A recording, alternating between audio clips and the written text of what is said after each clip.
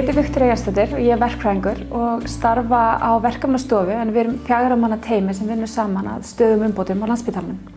Helstu verkefni hjá verkefnastofu er til dæmis umbótaskólinn þar sem við erum að kenna þessa Lean hugmyndafræði. Það er í rauninni 4 skref sem hver starfsmaður getur tekið. Hann getur byrjað að fara í grunnfræðslu sem er Lean 01 og fær svona helstu hugmyndafræðina.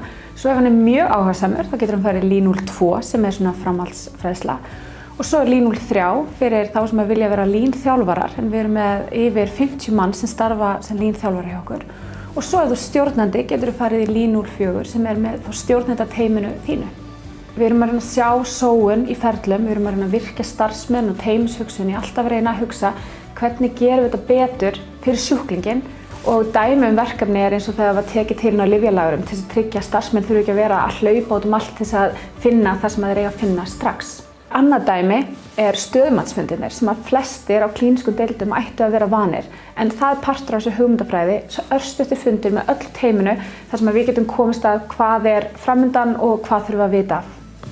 Lean hugmyndafræðin byrjaði á Landspítalanum 2011 og hefur verið stöðugri þróun síðan þá og ég held að fólk átti sig ekki alveg almennilega á hversu framarlega spítalinn er á þessu sviði.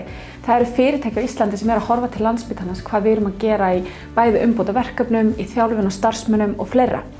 Nú ef fólk langar að gera meira og það sér umbótatækifæri í kringu sig, þá er annarkvort þetta að hugsa hvernig get ég breytt hjá mér og byrja að gera umbótaverkefni eða tala við sinn deildarstjóra eða okkur á verkefnastofu. Ég var fyrir austan hjá Alcoa í 4 ár þar sem ég byrjaði að læra þetta og fór síðan yfir í Össur þar sem ég fékk að innleiða.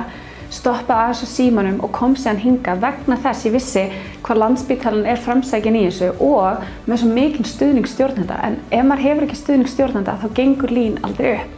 Og það sem er líka gaman er að þegar maður er að vinna á Landspítalanum, maður er að vinna með svo fjölbreyttu fólki. Maður getur verið að vinna umbótaverkefni með læknum, hjúkrunarfræðingum, sjúkraliðum. Síðan getur maður alveg fara ámvend og rekstrasvið með verkfræðingum, með ljósmæðrum og bara það er allt í boði og það er það sem er svo skemmtilegt.